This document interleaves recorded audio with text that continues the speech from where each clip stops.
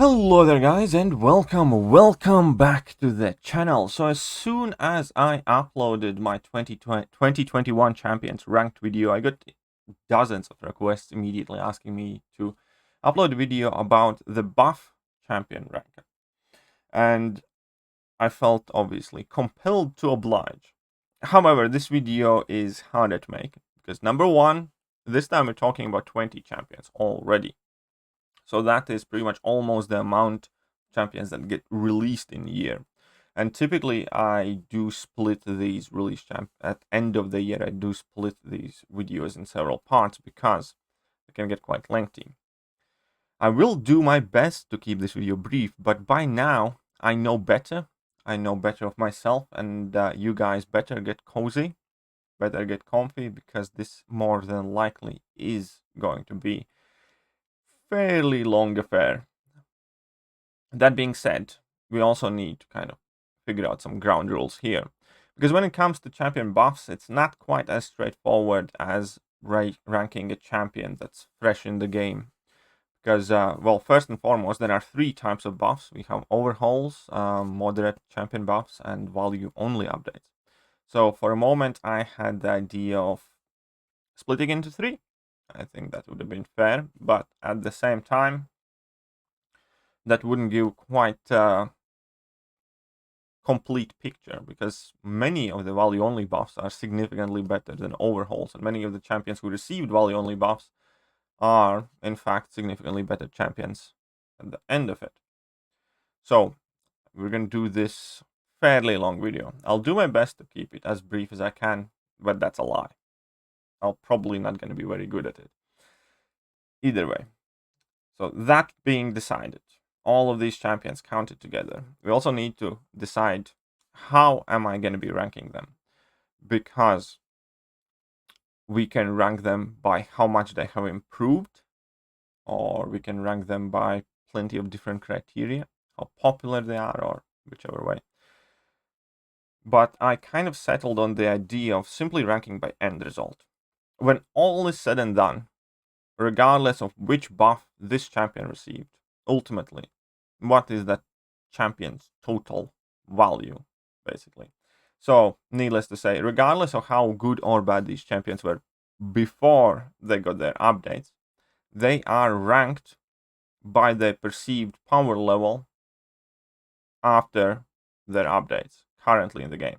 So the champions that basically are still irrelevant or borderline unplayable or insignificant or, niche and hardly ever used or ranked will be at the bottom, and the champions that are very, very active part of top tier game right now are going to be towards the top. It's not necessarily a popularity contest, however, it obviously does take in consideration their meta relevance in Alliance War, Alliance Quest, and also their popularity, as well as a dash of my personal opinion. Right, so that being said, let's get started to that, shall we? So number one, or should I say number 20, the worst buff of 2020 so far goes to Nova. First of all, I also do believe that he got the tiniest update to his abilities. In fact, I do believe he got absolutely insignificant update to his abilities, and well, he was a bit of a can to begin with. The Buckethead himself never accomplished anything in Marvel Conquest of Champions aside from getting few KO kills on the defense, which is still what he's used for. Now, what was the most baffling thing about Nova's buff is they touched the one thing that was kind of okay about him. The numbers were never the problem about Nova. The problem was playstyle being tricky or aggressive, zero utility, and there just not being any worthwhile result for investment. The dude needed everything and anything else except slightly more damage, but that is exactly what he got. He got slightly more damage. Therefore, the buff was about as useless as the champion himself initially, and I do know that there are some people who love Nova from comics, which is a quite sad state of affairs for the champion. But realistically, I believe that any reasonable person who has ranked up Nova has done it either A, because of personal preference, because they find him fun, or they love him as a comic book character, or for lines or defense. Don't think anybody has ever ranked him for any significant ability to actually play or attack or clear content. So Noah still sucks. And he sucks badly. So did his buff. Right, let's move on to spot number 19. And that goes Civil Warrior. Now, with the Civil Warrior, he always had good bits of utility, but he was also one of the lowest damage output characters in the game. He was one of the Marvel original creations, and I was personally very hype about his buff. And in a way, they did go in the right direction, buffing up Civil Warrior, giving him more damage. However, I do think that they did it in pretty much the worst way possible. You see, one of the best things about Civil Warrior was his ability to chain level 2 from his heavy and go into his heavy after the level 2, and level 2 consisted of also power draining mechanics, so he had very satisfying base core loop. However, none of the new abilities actually allow you to utilize it. Quite the opposite. His damage building mechanic completely demands that you ignore anything and everything that was decent / good about this champion and start basically dashing back and holding block after every combo and taking tons of block damage in process by sacrificing all your armor ups, thus destroying any potential utility he might have. So effectively, they didn't make Civil Warrior better. They made Civil Warrior into different champions. If you want to access his utility, he still hits about as hard as a soft-boiled noodle. Or if you want to access his damage, he has about as much utility as soft-boiled noodle. Either way, no matter which way you choose to go Civil Warrior, the end result is relatively underwhelming. And Civil Warrior, again, some people like him. I personally think that his buff was abysmal failure from somebody who more than likely has never actually bothered to try and use Civil Warrior. I do not understand how that thought process came to be, but it could have been so much better. And to add insult to the injury, they actually took away significant parts of his utility, like ability accuracy reduction and like poison and bleed potency reduction, which would potentially enable him to heal from Liquid Courage Double Edge and stuff like that. So in general, they gutted some of the best bits of his utility. They left some of them there, but none of them got any significant damage increase. And if you want damage, you need to sacrifice everything else. But Civil Warrior still objectively sucks. Yes, you can use him for some cabby Q nodes, but you could do so before, and that is just about it. So Civil Warrior, as far as I'm concerned, is quite abysmal of a failure of a buff. So let's move on to spot number 18, and that will be Ebony Coleslaw, Ebony Maw, Squidward himself. Now, there was a lot of hype about his degen potential. And to be absolutely fair, if you do run some significant attack modifiers in form of either boost or Liquid Courage Double Edge, which he does not support well, just so I can add, he can lay on some damage, and they did add some utility to him. The problem with Ebony Maw, largely after his buff, is that, well, he's too finicky to play. A lot of things you need to wait for, it just feels fragmented. You need to pause your attacks in order to time your level 2s specifically when falters start, and you still kind of really want to have some of his synergies, and in general, it's just seemingly this is a mission where Kabam are doomed to fail. This is about third time Ebony Maw has been touched up on. He got the balance change program treatment where they did improve his degen and defensive capabilities. Immediately after his release, due to his pathetic damage, he also got like a tiny touch up, and this was like a third time, I believe, for a relatively new champion from 2019. That is quite shocking, but yeah, nothing Kabam seems to be willing to do to this character has seemed to work at all, and Ebony Maw, in effect, still has exactly the same role as he did before in the game. You're going to rank him up, it's going to be for defense, and now, at the very least, you kind of can take him into quests and do some stuff with him, and I'm sure that there are some people who do, but overall, it clearly has been quite a bit of a failure.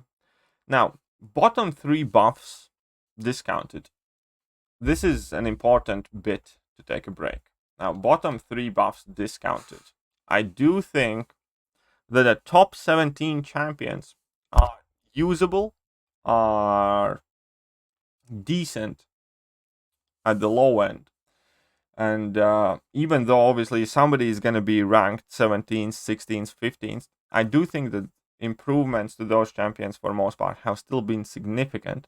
And even though they might be ranked 17th here, they are still relatively solid choice for one thing and another.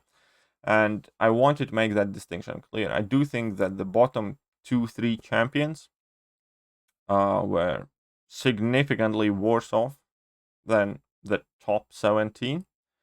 And I do think that even if a champion here will appear in spot number 13 or 11, they will already have viable uses, or people will potentially have reasons to like them or potentially rank them.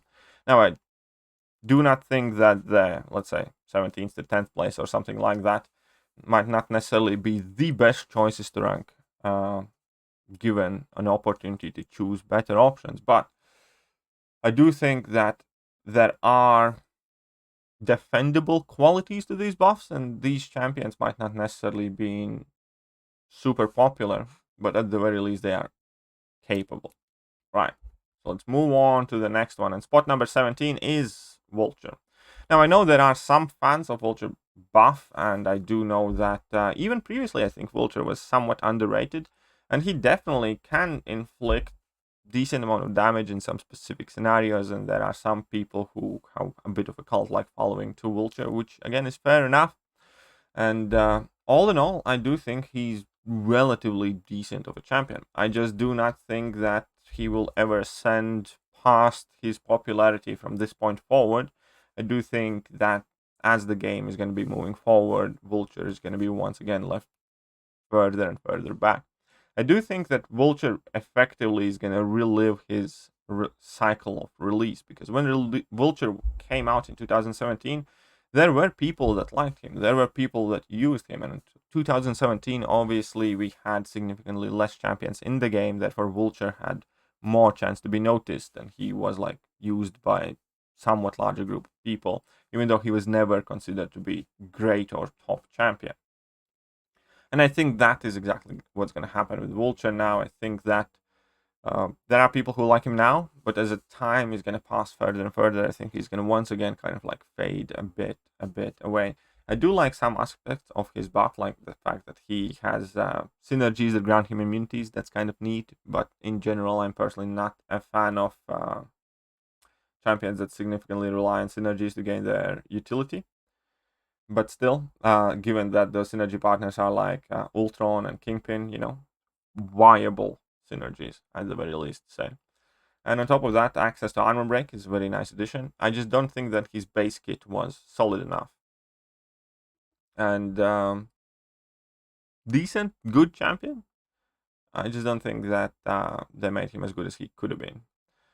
Moving on to spot number 16. It's one of the more recent buffs, and again, the more recent the buff, the harder it is to rate their impact on the game. And I was also actually considering and keeping away Diablo, Bishop, and Ronin from this list to begin with, because it's very hard to immediately judge the quality of the champions, because you haven't had any time and you don't really know what is the true lay of the land when it comes to champions' popularity.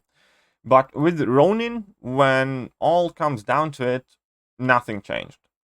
He never had problem with damage, which is what increase he got, and he did get this mechanic improved, what is while at 7 cruelty passives, if he's awakened, you can trigger a wait, and instead of removing all 7 of your cruelty passives, you remove 3. But here's the problem.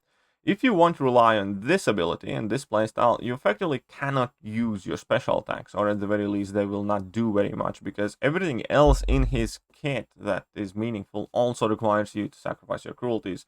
So even with the reduced cost of 3, it still felt incomplete and completely disjointed, as I was personally playing and from what I have heard from plenty of other people, where you're more than likely are never going to rely on this ability anyhow, even though it's been like the biggest change to him, because if you do, you have a lot harder time triggering your special attacks and throwing your level 2s and weaving it all in, and effectively running this champion in the manner that the buff intended him to do ends up being like an endless chore of trying to build up those cruelty passives, and often that causing you to make mistakes. In general, I think that Ronin wasn't quite promising, both starting off better than vast majority of the champions on this buff list to begin with, because he has always been quite alright. But at large, I think maybe with the exception of Nova, he has received the smallest and least significant update from them all. And that's why I think the rest of the gang has pretty much overtaken him. Now, don't get me wrong, again, I do personally like the champion to a degree. I enjoy using him. He's quite fun in moderate doses. He's not a champion I want to play all day, every day. But it's just a very disappointing buff. Let's pick it up and move on. Yellowjacket. Spot number 15. Yellowjacket is actually a butchered buff. Yellowjacket buff has all the ingredients to make him a very good champion. It really does. And that is what I believed as I read his abilities. That is what I believe still.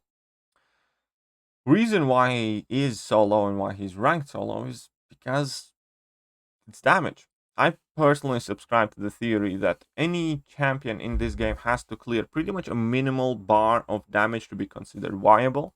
And unfortunately, Yellowjacket just barely scrapes at that bar. He really did not get any help at all whatsoever in damage department. And for how good he can be, realistically, when it comes to using Yellowjacket versus opponents that have big health pools, you're only going to do that if you can heal reverse.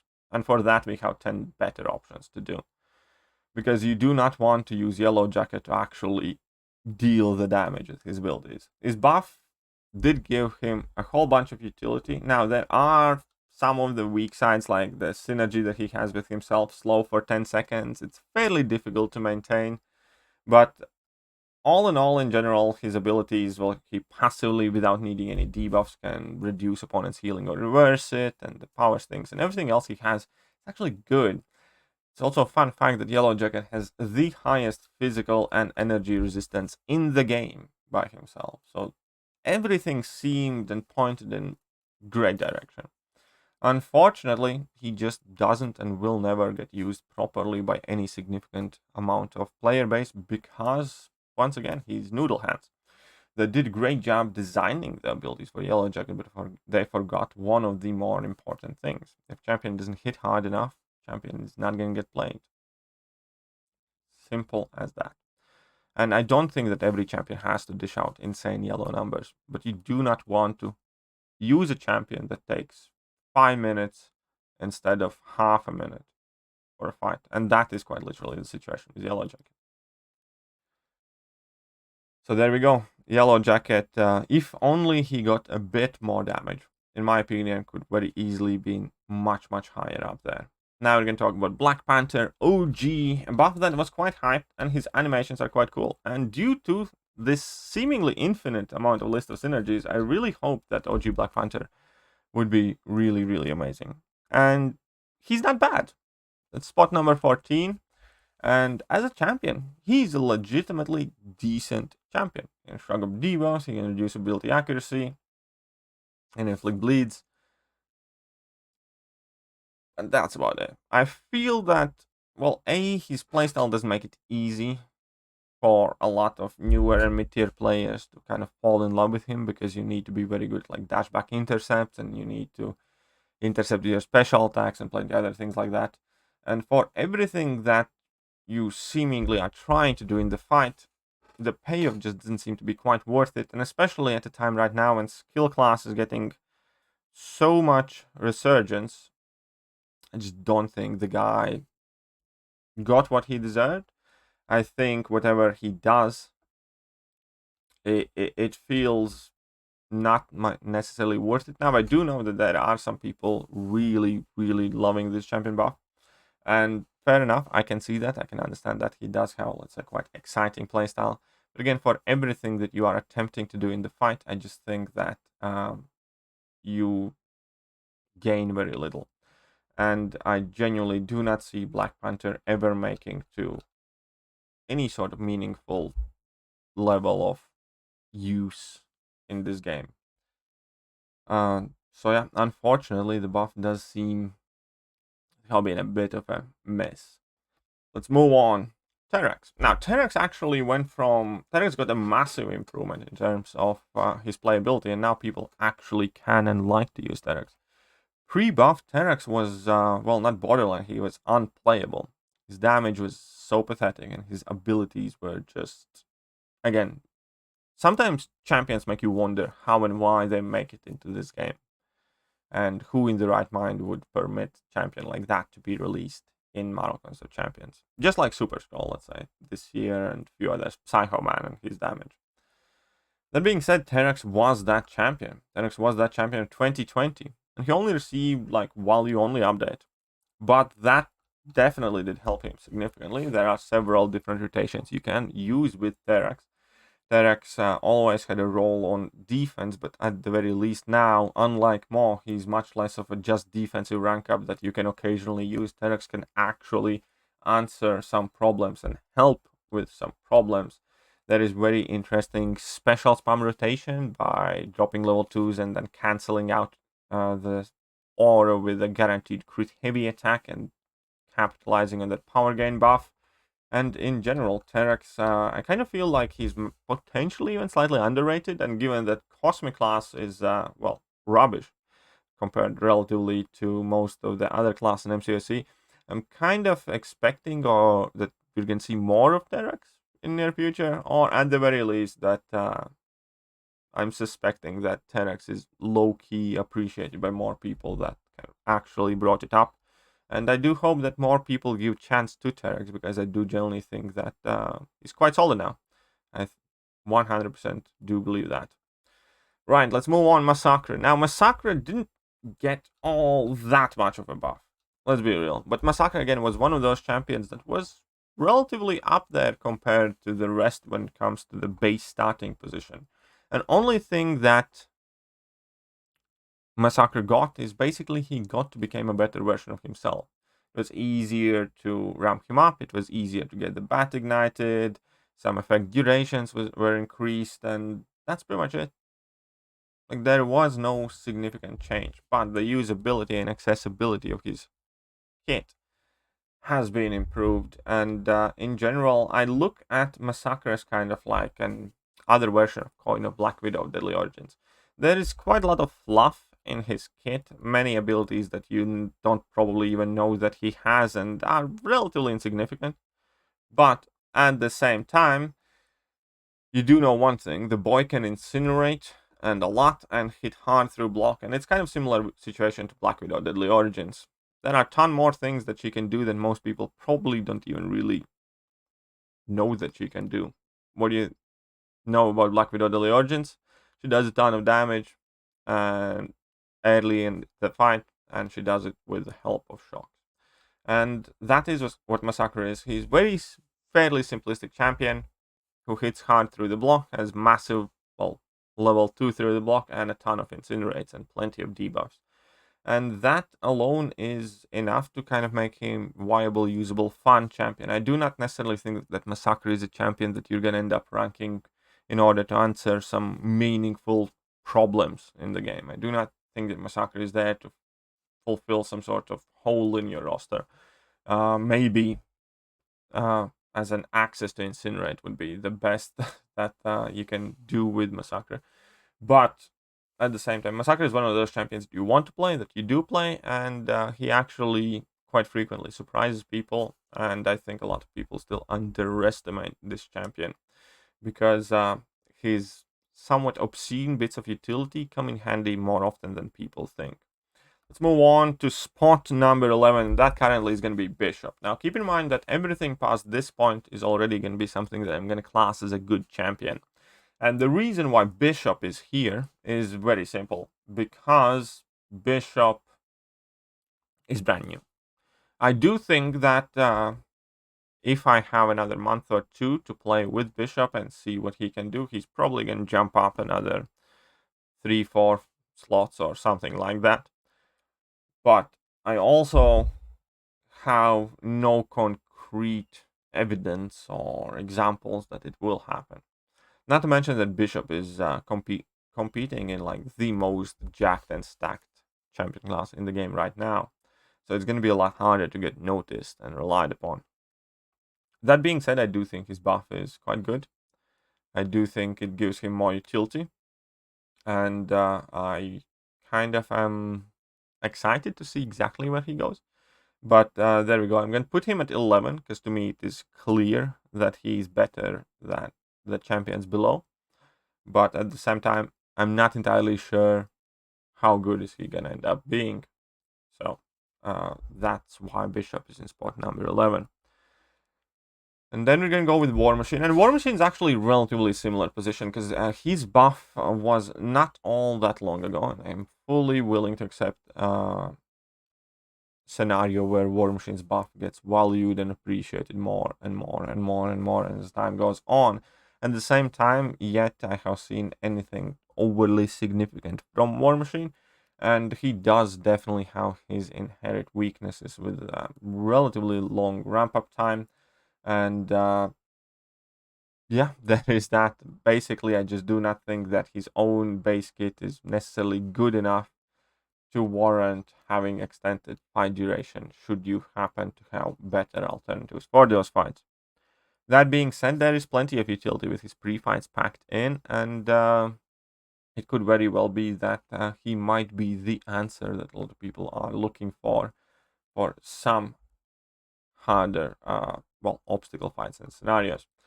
However, there is this persistent charge mechanic that unfortunately I find lacking. Well, first of all, it only works with tech class, so it's actually really, really limiting.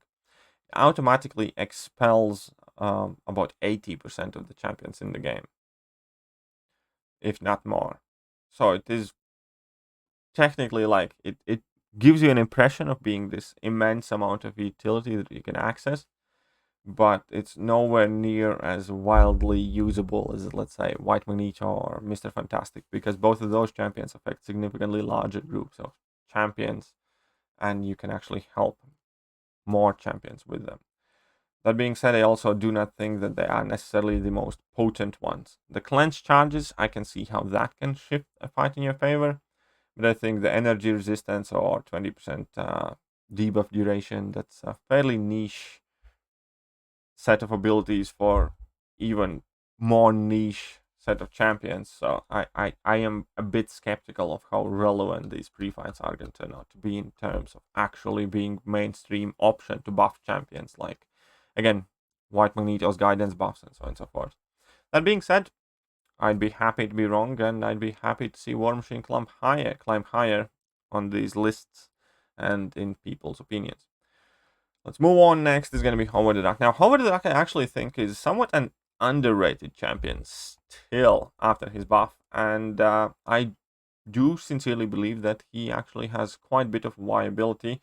They gave him bleed immunity, they gave him much more control over his ramp-up process, they stripped away a few bits that were random and maybe unnecessary, but they gave him more damage that you can ramp up quicker, which is very important. They gave him ability to debuff the living daylight out of opponents with like 20 armor break debuffs, and similarly to you gain buffs. And inherently, if those buffs did nothing, that alone is a significant kind of bit of utility in terms of speed and the amount of the buffs and debuffs that he can access, because there are plenty of nodes that reward you for that kind of stuff.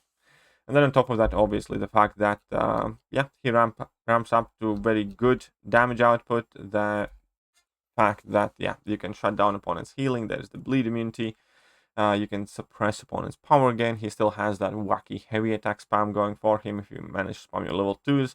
And in general, I do think that Howard the Duck is better than many people think he is, because truth be told, he's a character that's not all that easy to take serious always, because it's a freaking duck. Anyhow, I do think he's a very good champion right now. Let's move on to spot number 8. Spot number 8 is Odin now. I think without a doubt one of the most disappointing champion releases, with one of the ill thought out mechanics in Odin sleep. And I don't think that Odin is what he should be. Like, when I look at Odin, a very huge part of me is still disappointed that Kabam did that to this character. Cannot deny that. I wish Odin was better than he is. I really do. Purely out of respect for who Odin represents. That being said, I do think his value buff was a significant improvement. I do think that it made him easier to play and actually worth the play. And needless to say that Odin's value quite frequently will come from either his synergies or his pre-fight abilities in making champion shock immune, or just the idea itself that you can award buffs to any champion. And yeah, some of aptitude like can help you increase damage further, but there are plenty of interactions that Odin can unlock, and the idea that it's a free interaction, Odin doesn't lose anything by using these abilities, and you can use them on any champion, makes them open enough. So yeah, I do think that Odin's buff in general, well, it might not have been all that we have wanted for him, but as an end result, I do think Odin is a very, very respectable champion that you might not necessarily rely on as your like main questing champion, but that will put in his catalyst worth in terms of being able to tackle some fights along the way, whilst you are benefiting from his pre-fight abilities. Yeah, that is where I see Odin at the moment in game. Let's move on, Ultron. Now, Ultron is a difficult case because number one, Ultron has not had a single second in this game post-buff not being bugged. He got released, the bugs were all over the place, and even right now, there are still bugs in Ultron that, well, at the moment make him better than he is. And also, on top of all of that, Ultron's also very recent buff, so it's quite hard to evaluate his impact, but it is impossible then to deny that Ultron has made a very good impression on me and a ton of other people that have chosen to already rank up this guy. And he's simple, he's fast, he's effective, and I like that.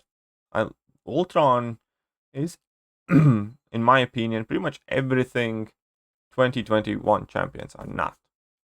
Ultron has reasonable amount of abilities and, you know, maybe not the highest amount of utility, but, you know, kind of just enough to give impression of depth and nuance to the character. But at the same time, anything he does has significance. I think that is the biggest problem in 2021 champions. They might have 79 lines of ability text, and it amounts for nothing. They don't hit hard, the utility is washed up, failure, and in general, the champions just seem lost and pointless. Ultron is kind of an opposite of that. 2 immunities, regen, bleed or degen, depending who you fight against, and damage. Pretty much it. There are bits here and there, like, yes, stun on level 1 or power drain on level 3 or whatever else. But that's about it on armor or buff on parries. And that's all you need. You don't need champion to do 79 things. You need champion to do some things well. And Ultron does some things well. Doesn't pretend to be what he's not. So that's what I like, and I definitely see Ultron being used already, and I do see him being used in future. It's quite as simple as that. No strings on this guy anymore. Move on to spot number 6, and spot number 6 right now is Diablo. Now I do expect actually Diablo stock to rise again, and here I know you might guys get bored of this explanation, but realistically this buff has been live for like barely a week. And, well, not even a week. Looks good, seems great. It was good enough for me to take this guy to rank 2 pretty much immediately, the day after or the day on the buff. I probably will end up taking the guy to rank 3. I like it a lot, but I'm cautious because it's very, very early days. It's not as easy to determine exactly how useful or how needed he's going to be. The one bad thing about Diablo that I am not a big fan of is that his ideal mastery setup right now is implausible one. It's one that almost nobody ever runs, which would involve you running Liquid Courage Double Edge with Mystic Dispersion. And very, very few people ever genuinely do that unless you're tuning your mastery setups for specific fights. Because Liquid Courage and Double Edge do not necessarily go all that well together with Mystic class. And then there's also the obvious question of the mastery points available. Now, I do believe that this problem will eventually go away when we get mastery loadouts. It's going to be much, much easier to use Diablo. But as of right now, that is my biggest point of critique with Mysterio, where his ideal setup is something you don't typically run. That being said, he's still very good even without Liquid Courage Double Edge, and I do plan on making that video quite soon as well.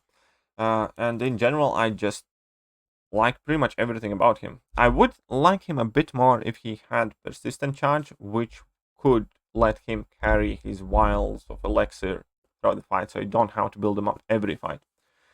But everything else being said, I do think that Diablo is a legit top tier option for plenty of fights now. So that's why he's here. So number 5, Crossbones. Now, Crossbones admittedly might be actually falling a bit, and he has already fallen a bit in my estimations. Because Crossbones has some insane potential, and Crossbones also has plenty of day-to-day viability. The problem is, there is not as much evidence of him actually being used and doing things today than there is for any other champions in the top 8 or 9. Really, Crossbones does have insane amount of potential, and there are obviously inherent problems with Crossbones. Like, one of the biggest things that I don't like about Crossbones is that his Shrug of ability, even at max sig, is not guaranteed, and if something sneaks past, he has no way to purify that. I think that is one of the strongest things for top tier skill champions, that even if you do not shrug off a debuff, you have this ability to purify them, like with Shang-Chi, for instance. Or Kingpin, when, yeah, if you get a debuff's fine, as long as you're gonna get to 8, you're gonna be clearing all of them off anyways. And Crossbones doesn't quite have that. On top of that, obviously, Crossbones is at his best versus a limited champion pool, because you do want to be going up against hero champions.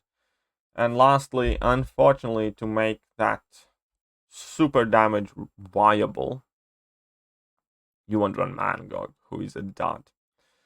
I don't like those things at all. But even on his base, no synergies, nothing else. Not trying to go for 59 Furies, just keeping your 5, 4, 8 Furies active, which you can do very easily just by playing relatively aggressively.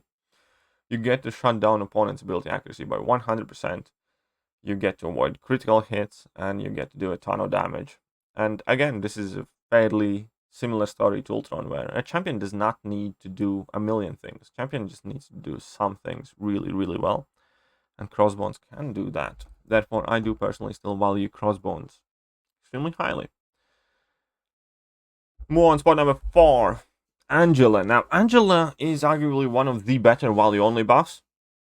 Obviously, they didn't change all that much. However, the things that they did change help her excel a lot. Now, one of the more annoying things about Angela, she went from a champion that did not need her sig ability at all, pretty much whatever, to being champion that really does want you to have her high sig.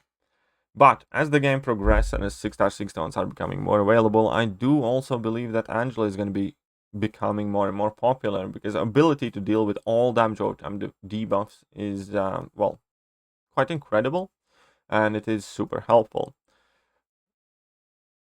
All the things being said, I do think that, yeah, this is pretty much prime example of a very, very good, well, value update slash moderate buff kind of cross child, because they did give her some new abilities and they did let her hit a bit harder. They gave her access to armor breaks and special attacks, and they gave her a ton more utility with ability to bypass auto blocks and basically make sure that no damage over time effects ever bother her unless they are passives. Obviously, keep that in mind. She does not work against passive buffs.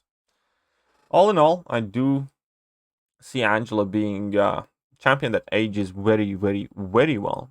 I do see a very future where Angela is looked at as significantly more influential champion as Captain Marvel is right now, or Cosmic Ghost or somebody else. Because I think as the game is going to progress and as the abilities are going to get more varied, any ability that effectively will encompass a ton of different variations and immunities and stuff like that is going to become more and more in demand. Let me explain the difference in the thought process here. Let's imagine that in 2016 we had Poison and we had Bleed. That was pretty much 2 damage over time debuffs, right? So de facto that you had a robot that was immune to Poison and Bleed, was immune to everything.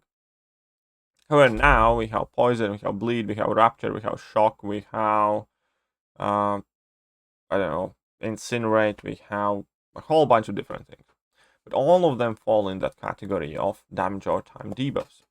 And the more the game grows, the more there are nodes that inflict these abilities, the more champions inflict these abilities, the more universal answer keys can potentially be more viable. So I do like the idea of Angela carrying on in 2022.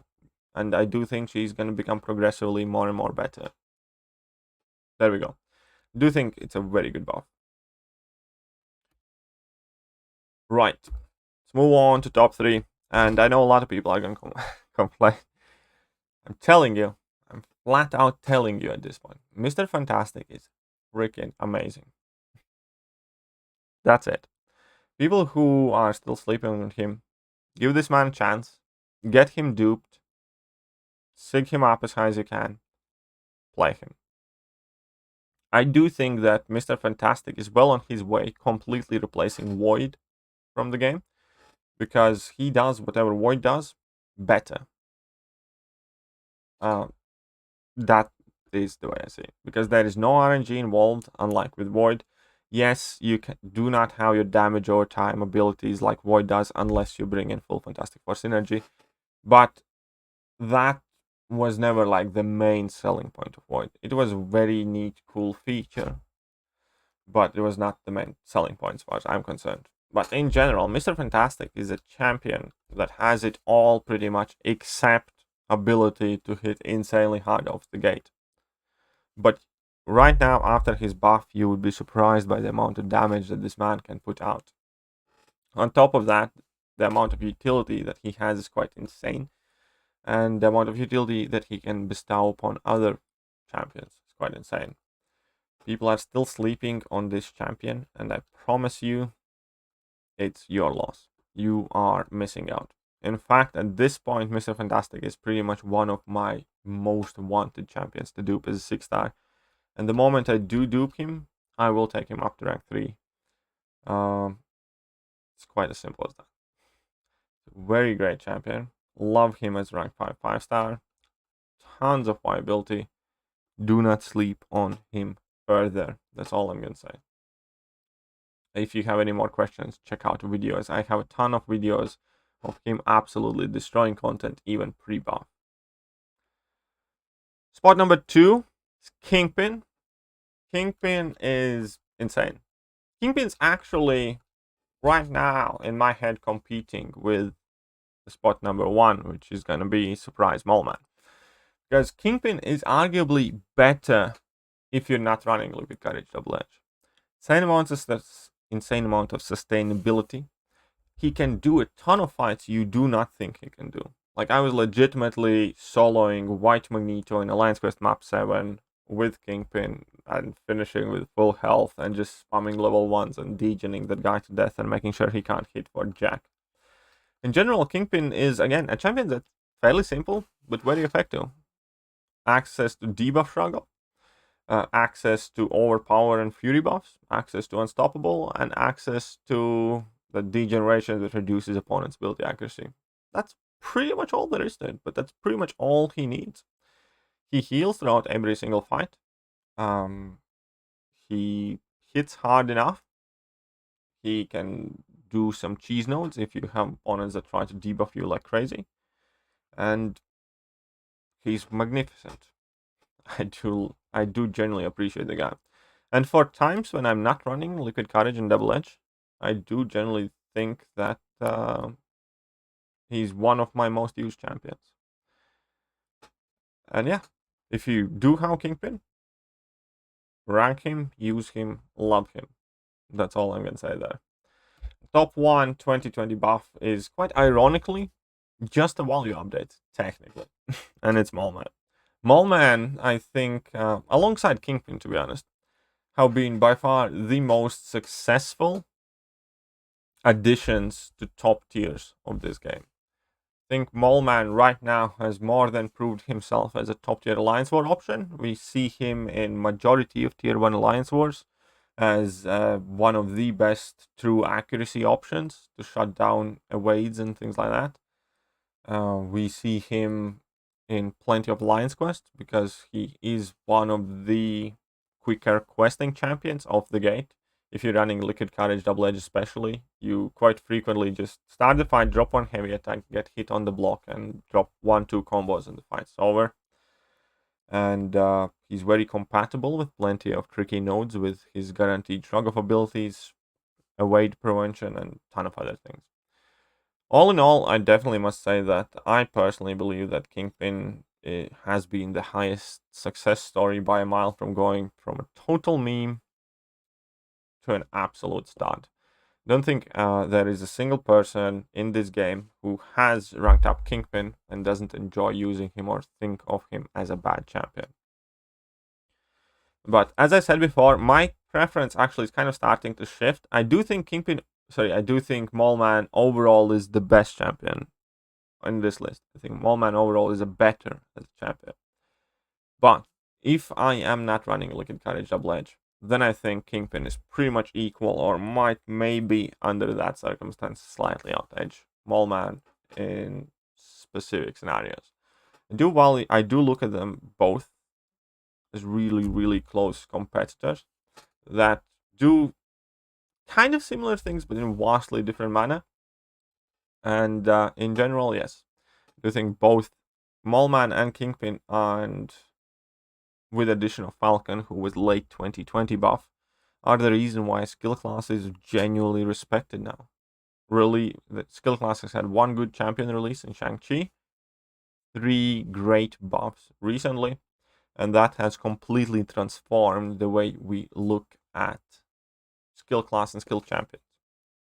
So we have Kingpin, we have Moleman, Shang-Chi, Falcon, all living in top tier of the game. So there we go. I do think Moleman is a real mole god right now. So basically, for the ones that did not have enough time or like to skip through it, here is a list. I could have started with that. Could have been that simple. It could have been 3-minute video, right? Nah, it could not have been. Anyhow, so there is the way I rank them right now. As I said, I fully expect plenty of these placements to change based on new pieces of content that get introduced, based on metagame, based on new champions that get released. And yeah, these champion rankings are their most unstable within the first year of champions being released, because a lot of champions take time to come into their prominence. A lot of champions take time to be properly appreciated, understood, or used. And I'm not even going to try to pretend that I think I always get it right. I'm 100% sure that there are champions who are undervalued on this list or overvalued and stuff like that. But this is my current opinion, my current outlook. It's perfectly fine, it doesn't match yours. And it is 100% going to change. Right now, this is how I see the buffs. Hope you guys enjoyed this video, and if you did, please do hit that like button, hit that sub button, hit all the good buttons. And I will, in fact, catch you guys soon. See ya.